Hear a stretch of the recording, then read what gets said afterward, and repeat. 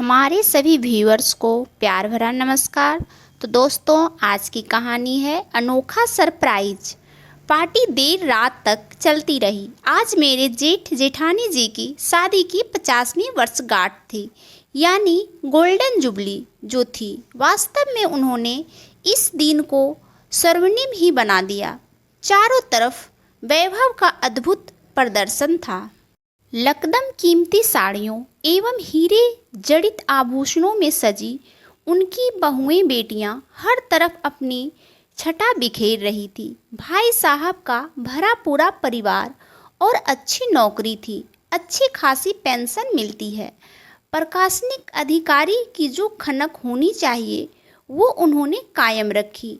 आज की पार्टी के खर्च का यदि मोटे तौर पर भी अनुमान लगाऊं तो फार्म हाउस के किराए, सजावट और खाने पीने से लेकर बेटे बहू, दामाद बेटियों, पोते नातिन सभी को दिए गए कीमती उपहार, यानी सब मिलाकर कम से कम 20 लाख तो खर्च हो ही गए होंगे। पार्टी से आते ही ये तो सो गए थे, थक के जो आ गए हैं। ये भी एक सप्ताह से भाई साहब के साथ सब व्यवस्था में लगे हुए थे। दोनों भाइयों में राम लक्ष्मण सा प्यार है। हमारा मकान भी भाई साहब के बंगले के करीब ही है। भाई साहब के विभाग में ही ये भी काम करते हुए रिटायर हुए। बस फर्क यही था कि ये इंजीनियर थे।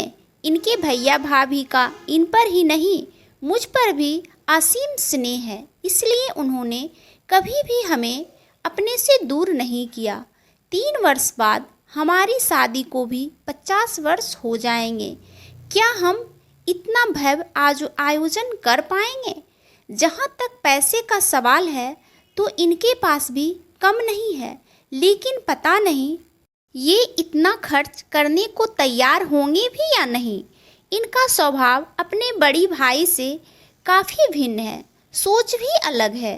एक दिन इनका मन टटोलने के लिए मैंने इनसे इस विषय में पूछना चाहा, तब इनका उत्तर टालने वाला था। अरे सुधा, अभी तो 3 वर्ष बाकी है, जब वह दिन आएगा तब सोचेंगे। अभी से तुम क्यों परेशान होती हो? तुम्हें निराश नहीं होना पड़ेगा, यह मेरा तुमसे वादा है। 3 वर्षों का समय तो देखते देखते बीत गया। इन 3 वर्षों में काफ़ी कुछ घट गया। मेरी छोटी बहन के पति एक दुर्घटना में मारे गए। उसके सास ससुराल वाले ने उसका साथ नहीं दिया। भाई के मरते ही बड़े भाई भाभी ने सारे नाते तोड़ दिए। 2 जवान बेटियों को साथ लेकर प्रज्ञा इसी शहर में रहने आ गई थी। प्रज्ञा के पति वीरेश जी के ऑफिस से जो भी रुपये मिले थे वो बड़ी बेटी के विवाह पर खर्च हो गए। छोटी बेटी भी विवाह योग्य है, जो पढ़ाई पूरी करके घर बैठी है। जहाँ भी उसके रिश्ते की बात चलते हैं, लेन देन को लेकर बात बिगड़ जाती है। अब वीरेश जी की फैमिली पेंशन में घर खर्च चल जाए वही बहुत है। शादी जैसा बड़ा खर्च उठाना प्रज्ञा के सामर्थ्य के बाहर की बात है। अपनी छोटी साली पर इनका विशेष स्नेह है, उसे अपनी छोटी बहन के समान मानते हैं। आर्थिक सहायता को भी तत्पर रहते हैं, लेकिन हमारी भी तो सीमाएं हैं। बस हम दोनों को प्रज्ञा की तरफ से चिंता बनी रहती है। बात हो रही थी हमारी शादी की 50वीं वर्षगांठ की, पर विचार करते हैं कि छोटी बहन के दुख दर्द के इर्द गिर्द घूमने लगे। 1 महीने बाद ही तो हमारी शादी को 50 वर्ष पूरे हो जाएंगे। 20 सितंबर को हमारा विवाह हुआ। आज 24 अगस्त है। इन्हें तो शायद याद भी नहीं है, वरना कुछ ना कुछ प्लानिंग तो करते ही। भाई साहब की तरह ना सही, पर कुछ तो करेंगे ही, वरना रिश्तेदारी में बड़ी बदनामी होगी। दिनों से सोच रही थी कि इनसे इस बारे में बात करूं, पर इन दिनों ये काफ़ी व्यस्त रहें। रक्षाबंधन पर अपनी बड़ी बहन के पास 4-5 दिन रह कर आए हैं। बीच बीच में भी इधर उधर का जाना आना निकल ही आता है। अब इनसे क्या बात करनी, कुछ न कुछ तो करेंगे ही। हर वर्ष शादी के वर्षगांठ पर कुछ न कुछ करते ही हैं, फिर इस बार भला क्यों भूलेंगे। मैं तो ऐसे ही सोचने लगती हूँ, सब इन पर छोड़ देती हूँ। 2 दिन रह गए हैं। आज 18 सितंबर है, मन बड़ा बेचैन हो रहा है। तभी भाभी जी मुझे बाजार ले जाने के लिए आ गईं। उन्होंने एक बहुत सुंदर साड़ी और सोने का सेट मुझे दिलवाया। फिर बोली, 20 तारीख की सुबह हमने अपने घर पर छोटी सी पूजा रखी है। तुम्हारी शादी की वर्षगांठ हमारे घर पर ही मनेगी। तुम दोनों तैयार होकर सुबह 8 बजे पहुंच जाना। परिवार के अन्य लोग भी वहीं पहुंचेंगे। भाभी जी, इन्हें तो याद भी नहीं है। अरे पगली, तू क्यों दुखी होती है? उसे सब याद है। वह तुझे कुछ सरप्राइज देना चाहता होगा। भला ऐसा हो सकता है कि मेरा देवर अपनी शादी की स्वर्ण जयंती भूल जाए? इस तरह भाभी जी ने मुझे अस्वस्थ तो कर दिया, पर मेरा मन फिर भी विचलित रहा। इन्होंने रात के ठीक 12 बजे मुझे बधाई दी, साथ में एक सुंदर सी हीरे की अंगूठी मेरी उंगली में पहनाई। यह भी बताया कि सुबह जल्दी तैयार हो जाना, भाभी जी ने अपने घर पर बुलाया है। सुबह सब आयोजन सादगी भरा लेकिन प्यारा भरा रहा। भाई साहब एवं भाभी जी का प्यार तो सदा ही हम पर रहा है, लेकिन ये क्या करने वाले हैं इसका अंदाज़ा अभी भी नहीं लग पा रही हूँ। उत्सुकता बढ़ती जा रही है। रात को होटल राज में प्रोग्राम है, तैयार रहना। इन्होंने मुझसे बस इतना ही कहा और नाश्ता करके भाई साहब के साथ बाहर चले गए। मेरी उत्सुकता एवं झुंझलाहट का अंत ना था। यह भी क्या सरप्राइज हुआ कि कुछ बताते ही नहीं, बस पहेलियां बुझा रहे हैं। भाभी जी से पूछती हूँ, शायद उन्हें कुछ पता हो। वह भी कहाँ कुछ बता रही हैं, बस वही टालने वाली जवाब। देखते देखते शाम हो गई। भाभी जी ने मुझे बड़े प्यार से तैयार किया, बिल्कुल दुल्हन की तरह। आज इस उम्र में भी जवानी का एहसास हो रहा है। अपने विवाह का दिन चलचित्र की तरह आंखों के सामने घूम रहा है। माँ के रूप में बड़ी जेठानी मेरे साथ उपस्थित है। ये 7 बजे आए, जल्दी जल्दी तैयार हुए। एक फूलों से सजी कार में हम दोनों होटल के लिए चल दिए।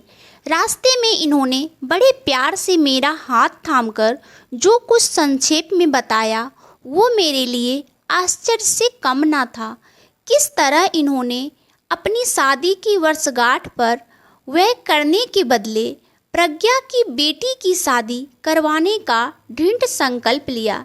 इसी कारण वह उसके लिए रिश्ता तय करने के सिलसिले में इधर उधर भागते रहे। कितनी कठिनाइयों के बाद उसके विवाह के लिए घर वर ढूंढ पाए हैं। आज ही राज होटल में विवाह है। बारात आ चुकी है, सभी रिश्तेदार पहुंच चुके हैं।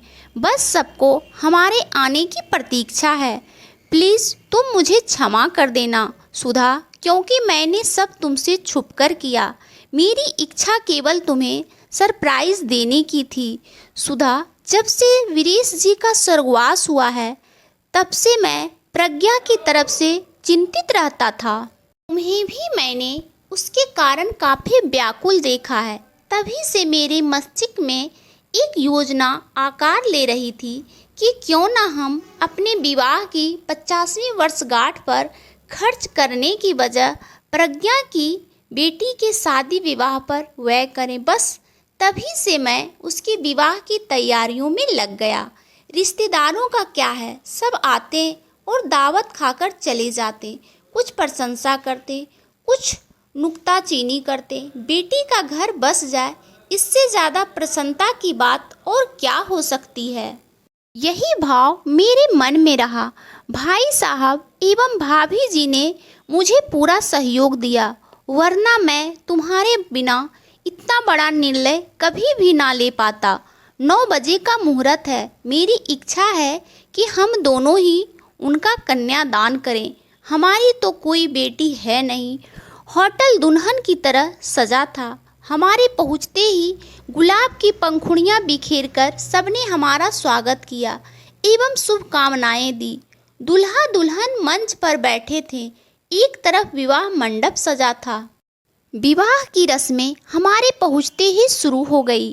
कन्यादान करते हुए मेरी आंखें भर आई। प्रज्ञा तो मेरे गले लगकर रो ही पड़ी। बोलो सुधा, कैसा लगा मेरा सरप्राइज गिफ्ट?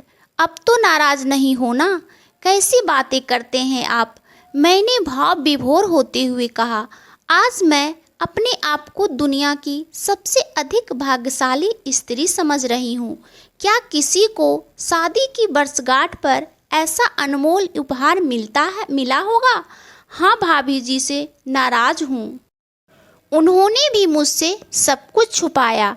घर आने पर एक और सरप्राइज गिफ्ट हमारी प्रतीक्षा कर रहा था। वह था हमारे इकलौते बेटे द्वारा भेजा गया अमेरिका आने का निमंत्रण। साथ में थे अमेरिका आने के हवाई टिकट। सुधा, तुम्हारे बेटे ने तुम्हारे हनीमून ट्रिप के टिकट भेजे हैं। इतना कहकर भाभी जी मंद मंद मुस्कुराने लगी। तो दोस्तों, ये कहानी आपको कैसी लगी हमें कमेंट करके ज़रूर बताएं। और कहानी अच्छी लगे तो इस कहानी को लाइक करें, इस चैनल को सब्सक्राइब करें। और आप सब भी अपने जीवन में बहुत खुश रहें, यही भगवान से प्रार्थना है। धन्यवाद दोस्तों।